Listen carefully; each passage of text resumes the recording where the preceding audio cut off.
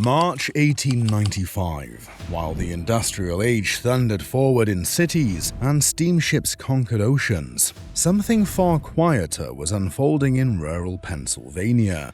Not in a factory, not in a boardroom, but in a modest blacksmith shop, tucked between muddy roads and frozen fields. There, a young man named Abe Zimmerman wasn't chasing profits, he was listening. Every spring, farmers brought broken engines cracked by winter's freeze, year after year. Zimmerman didn't just fix them, he engineered a freeze-proof engine that changed everything, sparking a transformation no one expected. From that quiet forge, a machine empire would rise, one that would outlast depressions, out-innovate global rivals, and merge its way into the heart of modern agriculture. This is the story of how New Holland was built, not in boardrooms, but by listening to the land.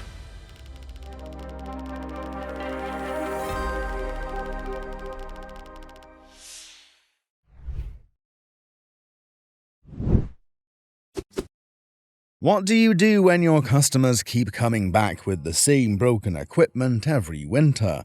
If you're Abe Zimmerman, you don't just fix it again. You figure out why it keeps breaking in the first place.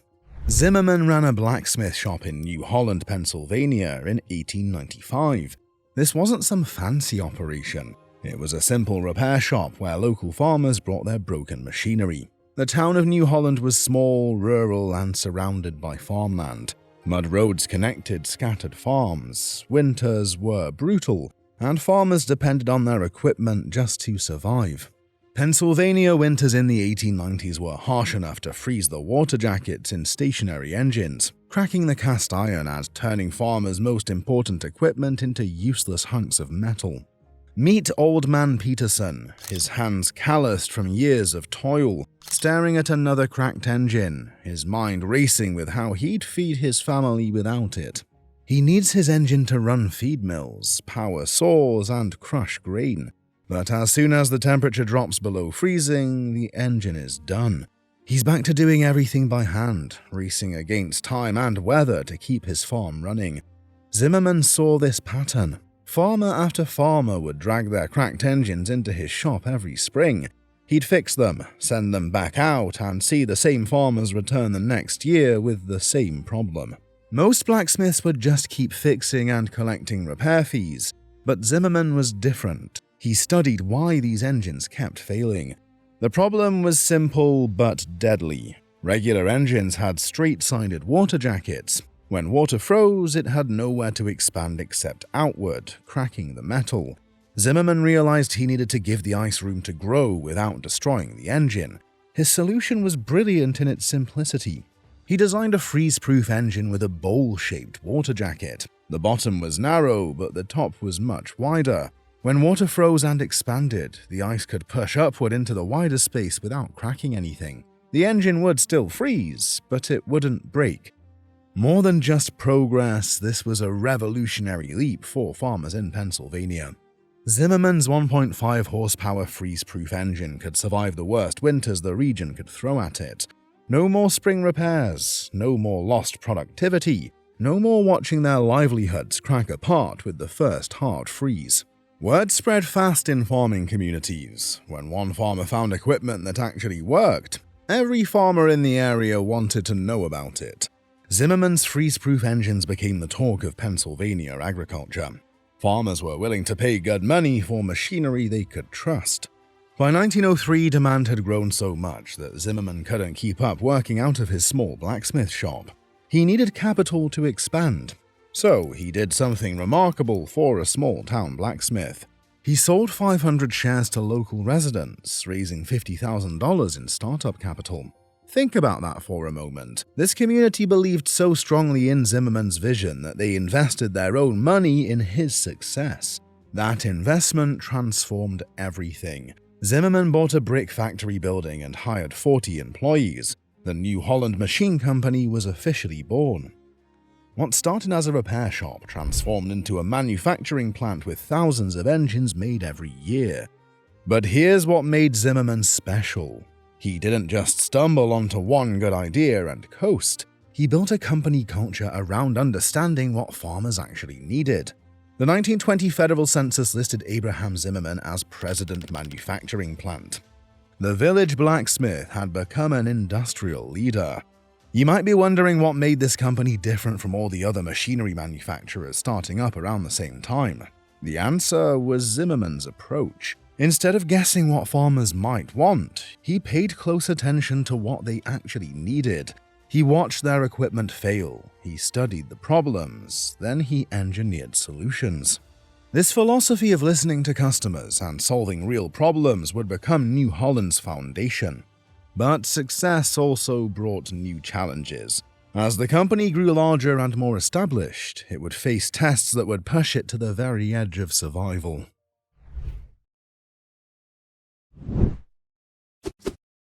New Holland had grown steadily through the 1920s. Their freeze-proof engines were popular simply because they solved a real problem that was costing farmers money and productivity every single year. They'd added feed mills and wood saws to their product line too. The company employed 180 people by 1920, but then the stock market crashed in 1929. Everything changed overnight. The Great Depression hit agricultural equipment manufacturers hard. Farmers couldn't afford new machinery. They made do with whatever they had. Orders dried up. Companies went bankrupt. New Holland was no exception. The balance sheets bled red ink. The company that had thrived for 3 decades suddenly faced extinction. By the mid-1930s, New Holland was desperate. They tried making anything that might sell. Lawnmowers, small garden tools. These weren't the products of a thriving machinery company. These were the desperate attempts of a business trying to survive. The once proud manufacturer of industrial engines was scrambling to find products that farmers could still afford. You might be wondering how a company gets from this desperate situation to revolutionizing agriculture. The answer came from an unlikely source. A local inventor named Edwin Nault had an idea that would change everything. Here's the thing about hay harvesting in the 1930s. It was backbreaking work that required an army of people. First, you cut the hay with a mower, then you raked it into rows. Next came the hard part. You had to gather the hay by hand, tie it into bales, and load everything onto wagons. A typical farm could process maybe 8 to 10 tons of hay per day. That required 3 or 4 workers per field. This created a massive bottleneck on farms. Hay was critical feed for livestock, but harvesting it consumed enormous amounts of time and labor. During busy seasons, farmers couldn't find enough workers. They lost crops because they couldn't get the hay baled and stored before weather ruined it. Nault saw this problem and decided to solve it. He wanted to build a machine that could pick up hay from the field, compress it into bales, tie them automatically, and drop them ready for collection. One person would do the work of several. The machine would move through the field continuously, turning loose hay into finished bales. But Nault had no factory, no money, no way to mass-produce his invention. Meanwhile, New Holland had factories and equipment, but no products worth making. It was a perfect match between necessity and opportunity. The breakthrough came in 1940 when New Holland acquired the rights to build Nault's automatic hay baler. They launched production of the automaton Model 73. This machine used a 20-horsepower Wisconsin air-cooled 4-cylinder engine. It picked up hay, compressed it, and tied 16 by 18 bales with twine. Everything happened automatically. The secret was Nault's telescoping connecting rod. This seemingly simple innovation solved a critical mechanical problem. Earlier baler designs couldn't maintain contact between the plunger and the bale during the tying process. The telescoping rod kept everything aligned, making the automatic baler reliable and efficient. All of this happened at a pivotal moment. World War II had just begun. Men were leaving farms to fight overseas. The ones who stayed behind had to produce more food with fewer workers. Suddenly, every farm in America needed machines that could do the work of multiple people. The automatic baler was exactly what wartime agriculture needed. Instead of 8 to 10 tons per day, a single farmer could now bale 35 to 40 tons daily. One person could accomplish what had previously required 3 or 4 workers. More than just a convenience, it became essential for feeding a nation at war. New Holland couldn't build the balers fast enough. By 1946, they built 4,700 Model 76 balers in a year despite steel shortages.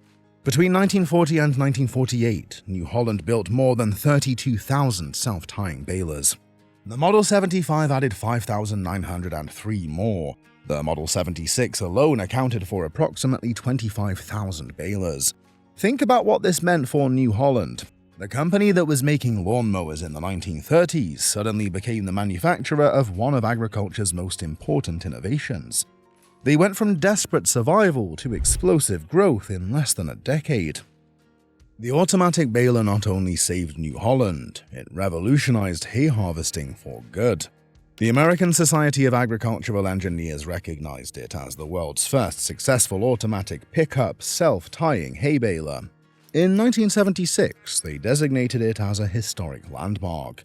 This remarkable transformation didn't go unnoticed. Companies across America were watching New Holland's success story unfold. A small Pennsylvania machine shop had become a major force in agricultural equipment. That kind of rapid growth was about to attract attention from some very unexpected places.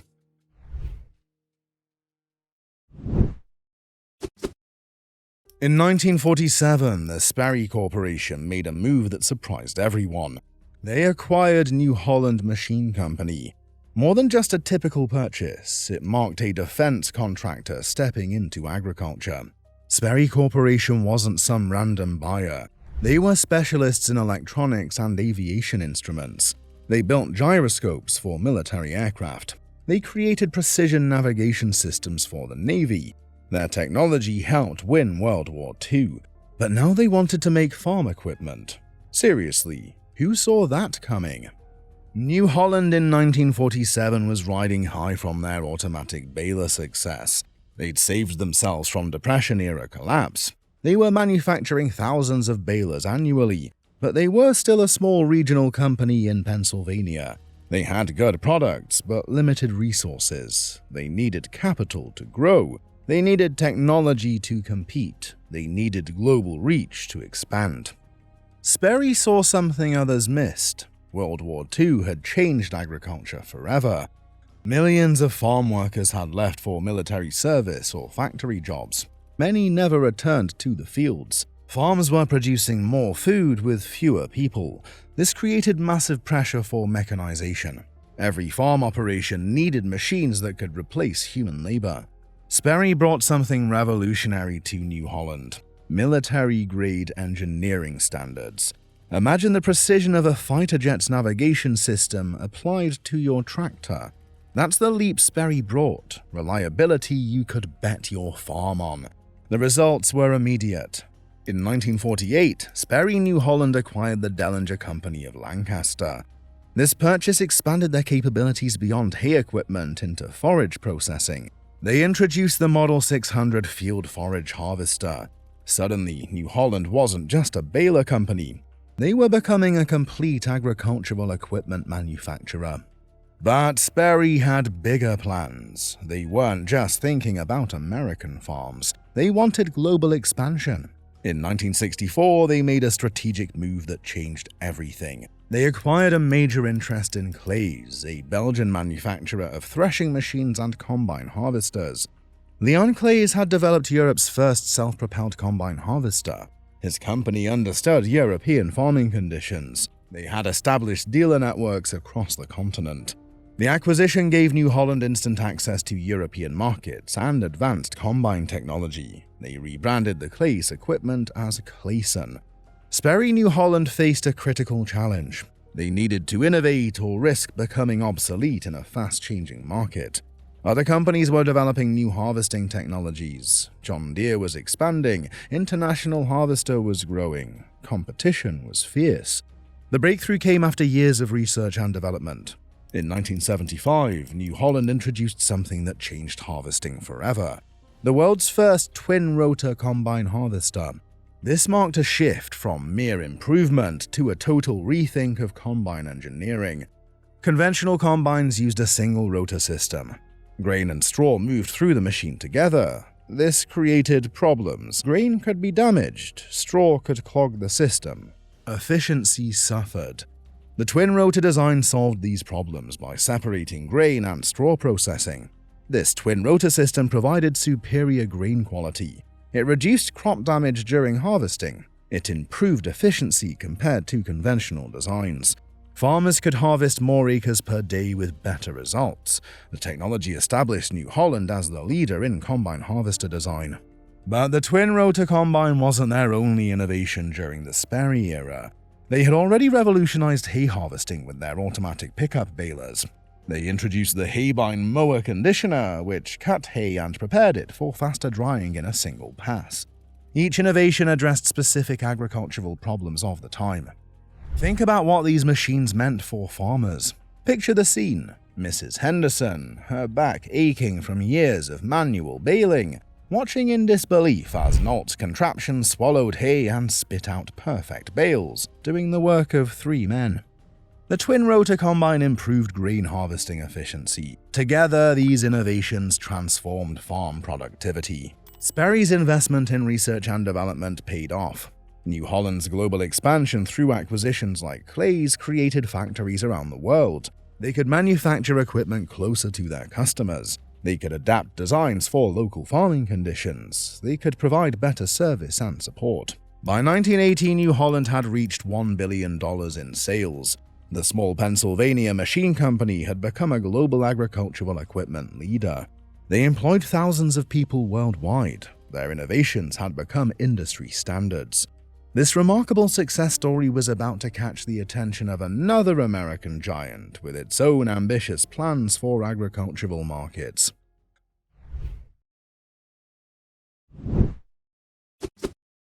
What happens when the company that built the Model T decides to revolutionize tractors? Ford Motor Company was about to make a move that would test whether an automotive giant could dominate agriculture.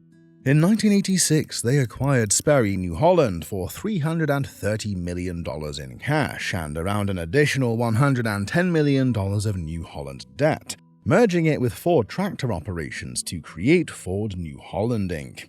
The timing was perfect, but risky. Inside Ford's executive suite, the air was thick with cigar smoke and doubt.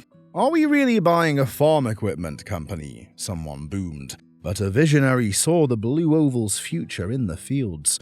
The 1980s were brutal for farm equipment manufacturers. Agricultural sales were crashing. Equipment dealers were closing their doors across America. The industry was consolidating fast. Companies that had survived for decades were suddenly fighting for their lives. It went far beyond a typical slowdown. It was a crisis transforming everything in its path. Ford faced a critical decision. They'd been making tractors since 1907, but they were stuck in the middle. They weren't big enough to compete with John Deere. They weren't specialized enough to dominate any single market segment. They could stay in agriculture as a mid-tier player, or they could exit completely. Ford chose a third option. They decided to go big. New Holland was exactly what Ford needed. The match was perfect. Ford built tractors but had zero harvesting equipment. New Holland dominated harvesting but needed stronger tractor technology. Ford had global manufacturing experience but limited agricultural reach. New Holland had worldwide agricultural networks but needed more resources. The two companies had complementary strengths with almost no product overlap. But here's the thing about merging companies. It's incredibly risky. Ford had tractor experience, but New Holland's harvesting technology was completely different. They had to integrate two companies with different cultures, different dealer networks, and different approaches to manufacturing. They were entering high-horsepower markets where Ford had traditionally avoided competing. Ford's strategy was brilliant in its simplicity. They kept both brand names. Ford tractors stayed blue and kept the Ford name. New Holland harvesting equipment maintained its yellow and red colors and the New Holland brand. This dual branding approach preserved the market recognition that both companies had built over decades. The integration moved fast. Ford relocated key executives from their tractor operations to New Holland's Pennsylvania headquarters. This became the corporate center for the combined operations. They were preserving New Holland's agricultural expertise while leveraging Ford's manufacturing capabilities and global reach. Ford New Holland didn't stop with the merger. In 1987, they acquired Versatile Farm Equipment's agricultural division. This purchase was strategically critical. Versatile led the four-wheel drive tractor market, a segment where Ford had almost no presence. Suddenly, Ford New Holland could compete in high-horsepower markets they'd never entered before. The expansion created something remarkable. By 1990, Ford New Holland employed 17,000 people and generated $2.8 billion in revenue. They'd become the world's third-largest farm equipment manufacturer. Their manufacturing network stretched across 5 countries: the United States, Canada, Belgium, England, and Brazil. They also had joint ventures in 5 additional markets. Think about what this merger accomplished. Ford took their automotive manufacturing expertise and applied it to agriculture. New Holland brought decades of agricultural knowledge and global dealer networks. Together, they created something neither company could have achieved alone. You might be wondering why this partnership worked when so many mergers fail. The answer was strategic fit. Ford New Holland proved that combining complementary technologies could create market leadership.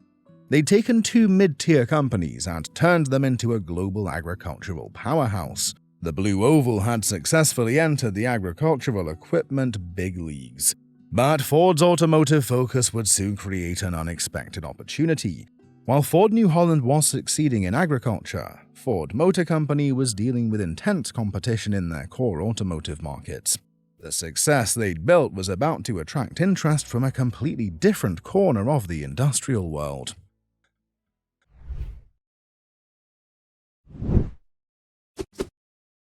Ford New Holland was thriving by 1990, but Ford Motor Company had a problem. Their automotive business was facing intense competition. They needed to focus on cars and trucks. Agriculture was a distraction they couldn't afford. In 1991, Fiat Group made a move that surprised the agricultural world. They acquired Ford New Holland and transformed it into something much bigger. This Italian conglomerate wasn't new to agriculture. They'd been making tractors through Fiat Trattori for decades, but they were primarily a European company. They needed global reach to compete with giants like John Deere and Case. Ford New Holland was exactly what they were looking for. Fiat had automotive experience, but they needed to prove they could understand American farmers. European farming was different from American agriculture. Fields were smaller in Europe. Crops were different. Farming practices varied. Could an Italian company really serve American agricultural markets? Their vision was ambitious. They wanted to create the world's first truly global agricultural equipment manufacturer. They would combine Fiat's European strength with New Holland's harvesting expertise and Ford's tractor technology. The result would be a company that could compete anywhere in the world. The 1991 deal was structured carefully. Fiat acquired 80% of Ford New Holland. Ford kept 20% initially but would sell that stake later.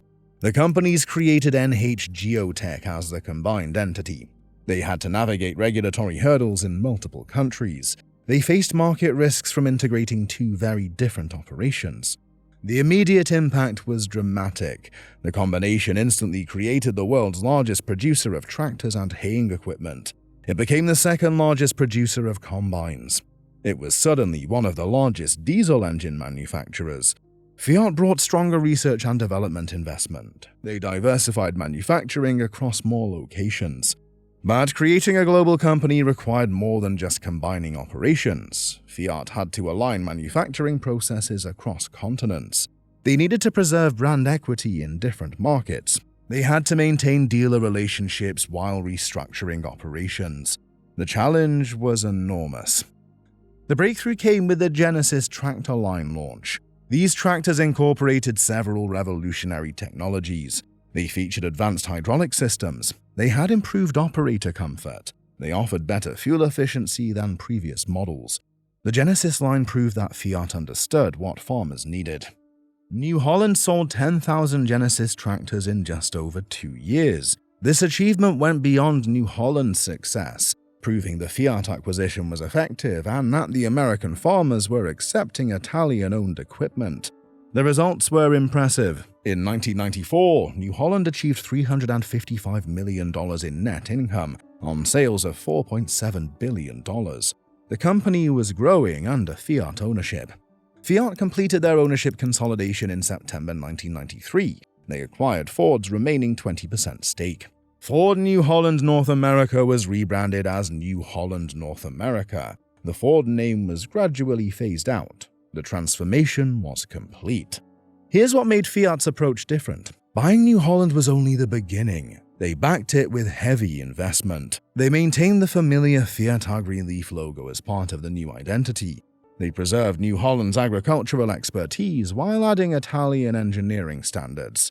By 1995, New Holland brought in just over $5 billion in sales as a wholly owned Fiat subsidiary. The company had grown dramatically under Italian ownership.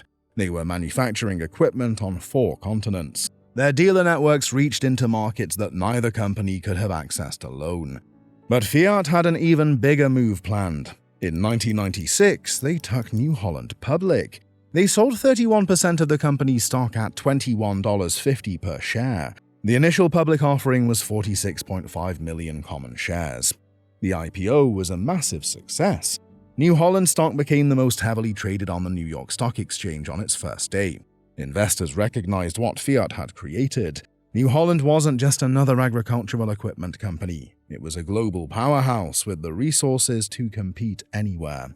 The public offering provided Fiat with capital while allowing New Holland to operate with greater autonomy. New Holland could make decisions faster. They could respond to market changes more quickly. They had the financial resources to invest in new technologies. But even this remarkable transformation was just the beginning. The agricultural equipment industry was preparing for an even bigger shakeup that would challenge every assumption about how these companies should compete.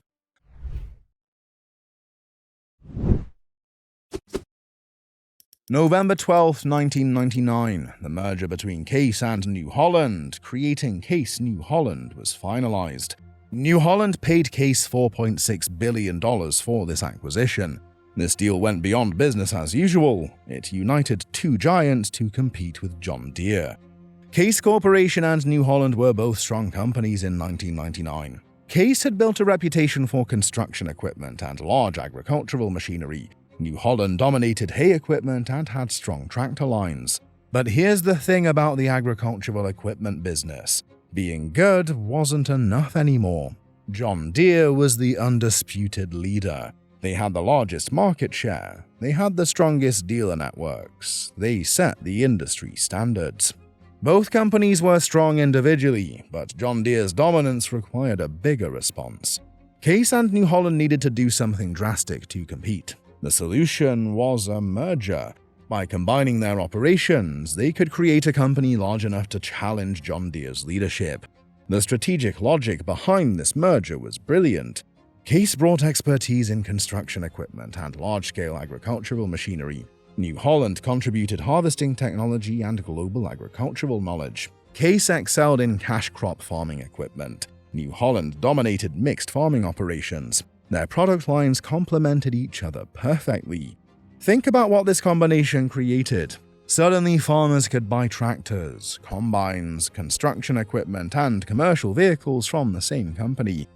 CNH Global offered comprehensive product coverage that neither company could provide alone. A farmer could equip their entire operation through one manufacturer. The merger created massive scale advantages. Case New Holland could share technology platforms across both brands. They could reduce manufacturing costs by consolidating operations. They gained increased market reach through combined dealer networks. These weren't just theoretical benefits, these were real competitive advantages that showed up in their bottom line. But merging 2 large companies isn't easy. The company faced the challenges of managing different corporate cultures. Case had one way of doing business, New Holland had another. They operated in different global markets with different customer expectations. They had to integrate technologies that had been developed separately for decades. CNH solved this problem with a smart strategy. They adopted a multi-brand, multi-distribution business model.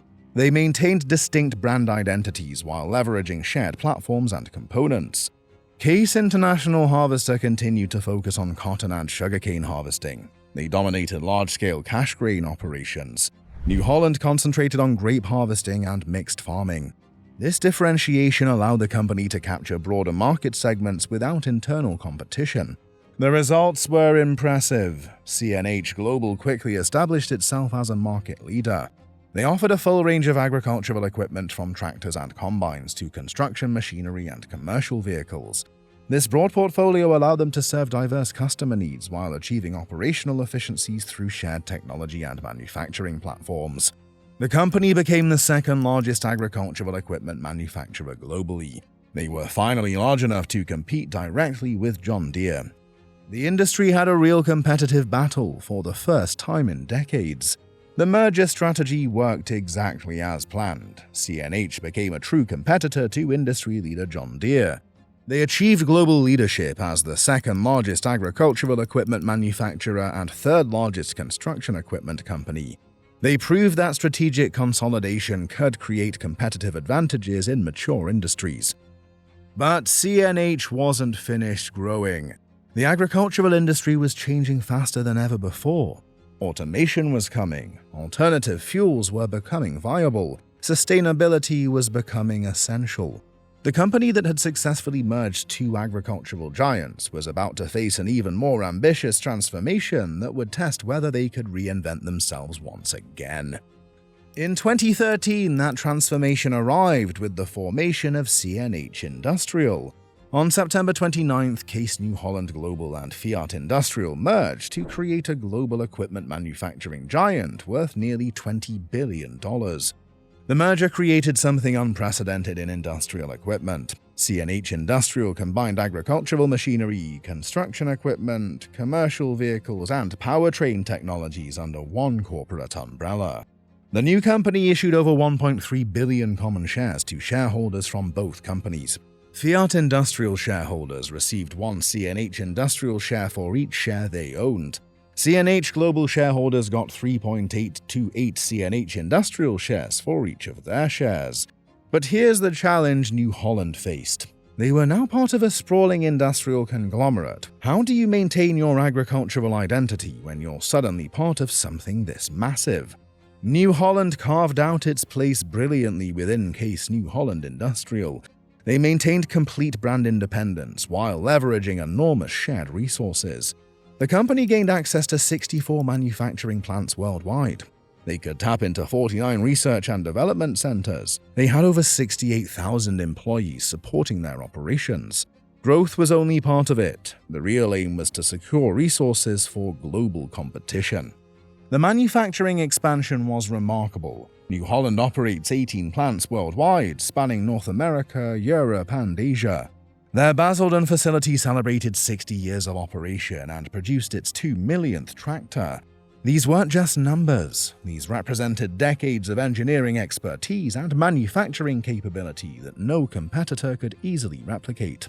New Holland's product evolution accelerated dramatically within CNH Industrial. The company shifted focus to building comprehensive farming systems that combined tractors with precision agriculture and digital solutions. The Iron Plus Tech approach integrated advanced machinery with sophisticated digital capabilities. At the 2024 Farm Progress Show, New Holland unveiled Field Ops, connectivity included, technology packages, and New Holland Active Implement guidance.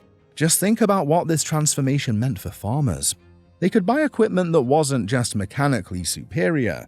They were getting farming systems that could optimize their operations through data and connectivity.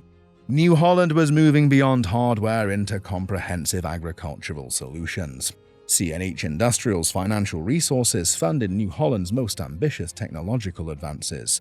In 2024, CNH Industrial generated $19.8 billion in revenue. This massive scale provided New Holland with research and development budgets that smaller companies couldn't match.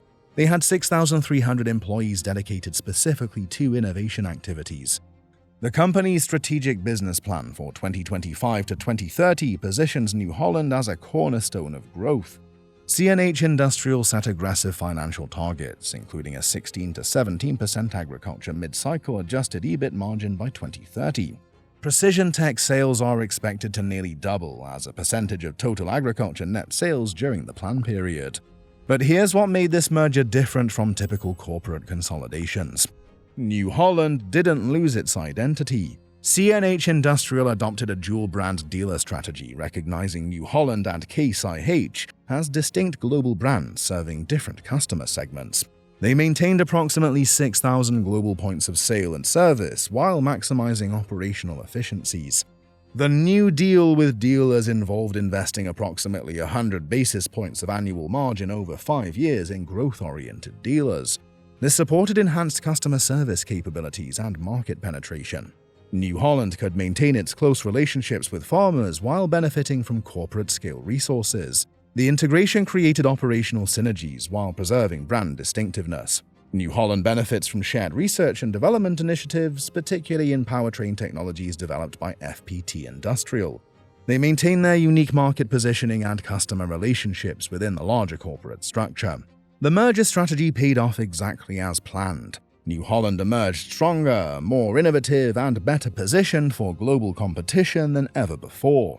They had the manufacturing scale to compete with John Deere. They had the financial resources to invest in cutting-edge technology. They had the global reach to serve farmers anywhere in the world. CNH Industrial structure allowed New Holland to respond to market challenges more effectively. When agricultural equipment demand decreased 23% in early 2025, New Holland could leverage corporate resources for cost management and operational efficiency improvements. They enhanced their focus on aftermarket services and digital solutions that provide recurring revenue streams less dependent on new equipment sales cycles. The transformation was complete. The small Pennsylvania machine company that started in Abe Zimmerman's blacksmith shop had become part of a global industrial powerhouse. New Holland maintained its agricultural focus while gaining unprecedented corporate resources and global reach.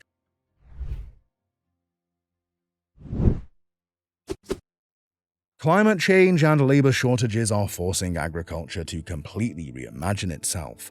Farmers can't find enough workers, traditional fuel costs are rising, environmental regulations are getting stricter.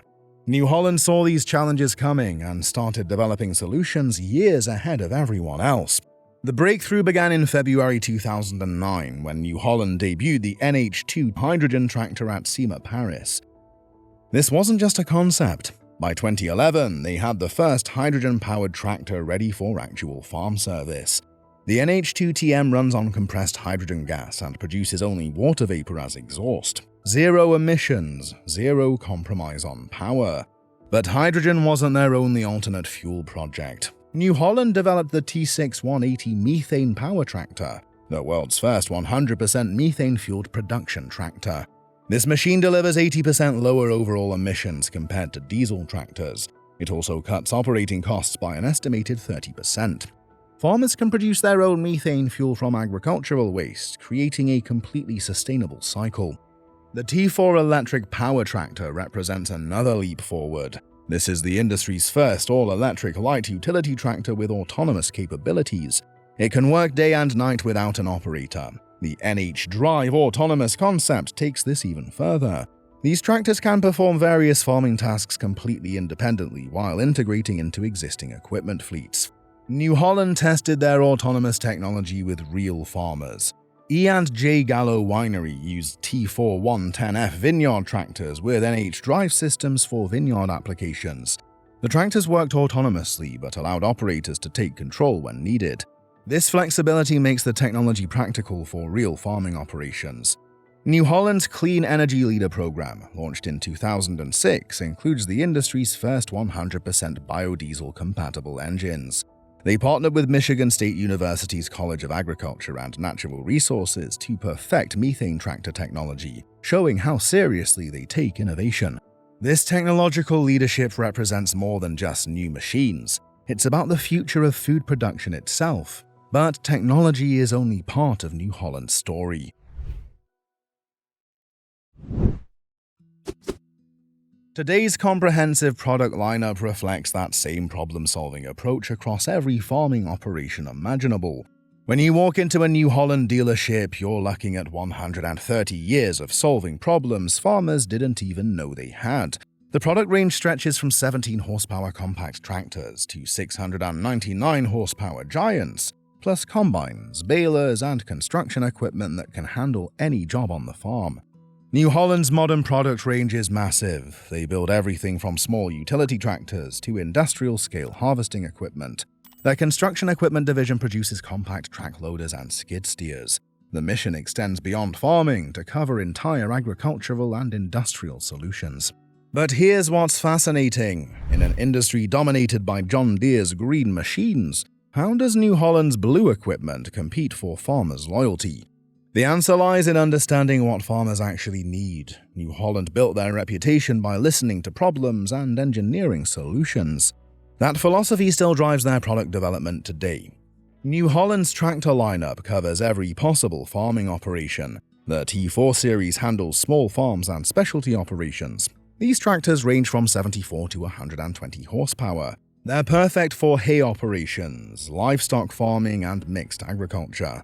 The T5 Dual Command series offers versatility for mid-size farms. These machines deliver between 86 and 117 horsepower with advanced transmission options. The T6 series dominates mixed farming operations. These tractors produce 145 to 175 horsepower. They're designed for farmers who need reliability and efficiency. The T7 Heavyweight series delivers serious power for large operations. These machines range from 190 to 340 horsepower. They can handle the biggest implements and cover the most ground. New Holland's harvesting equipment represents the pinnacle of agricultural technology. The CR series combines can harvest 320 acres in a single day. The 2024 updates include cutting-edge technology that makes farmers' lives easier. These machines process grain faster and more efficiently than ever before. They reduce crop loss while increasing productivity. The hail and forage equipment built New Holland's reputation. Modern balers can produce 120 bales per hour. Their mowers and tedders work in perfect harmony to optimize hay production.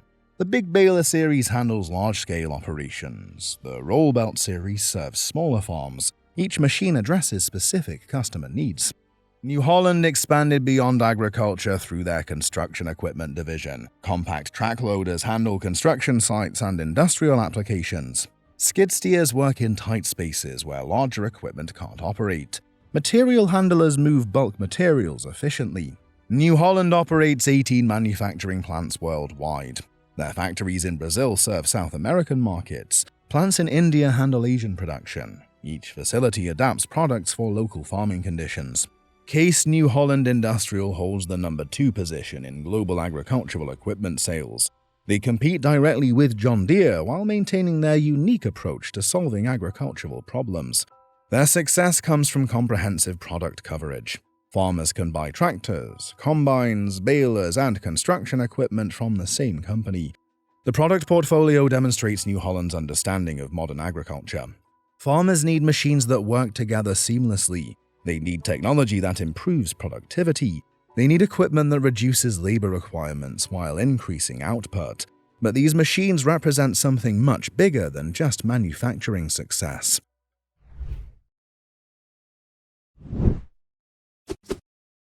What happens when a company's story becomes bigger than the machines it builds?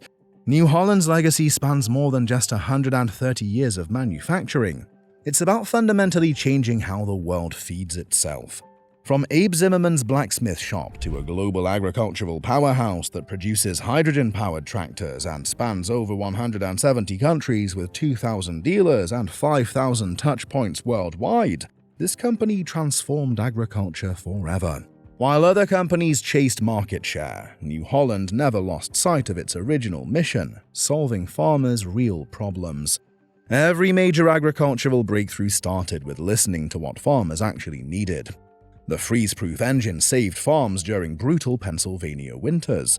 The automatic baler revolutionized hay harvesting. The twin-rotor combine changed grain processing forever. Farms that bought their first New Holland baler in the 1940s are now running 4th-generation operations with modern New Holland equipment. Far from just customers, they're farming families with decades of loyal partnership with the brand. That kind of loyalty doesn't happen by accident. More than machines, New Holland delivered American problem-solving mindset to farms around the globe. In Europe, CNH Industrial leads the agricultural equipment market with a 21.5% market share. This global network ensures farmers can access New Holland solutions no matter where they operate. But New Holland faces serious challenges ahead. The agricultural equipment industry experienced a downturn in 2025. CNH Industrial's agricultural segment saw a 23% year-over-year decline in net sales during the first quarter. The company projects a 13 to 18% decline in agricultural equipment sales for 2025. This challenging environment requires operational adjustments. Autonomous tractors, hydrogen power, and AI-driven precision agriculture aren't just concepts anymore. They're New Holland's roadmap for feeding 10 billion people by 2050. The strategic business plan through 2030 targets a 16 to 17% agriculture mid-cycle adjusted EBIT margin. Precision technology sales will nearly double as a percentage of total agriculture net sales. While competitors talk about green farming, New Holland is already producing methane-powered tractors and zero-emission hydrogen equipment. The T6 methane-powered tractor operates on biomethane produced on farms. This creates a CO2-neutral cycle, reducing emissions by 80% compared to diesel alternatives. The company's digital transformation centers on precision land management technology. The FieldOps platform provides data-driven farming solutions. The Connectivity Included initiative offers built-in subscription-free connectivity on qualifying machines. These innovations help farmers make better decisions while reducing costs. New Holland's true legacy isn't the machines in the field. It's proving that innovation driven by farmer needs can literally change the world.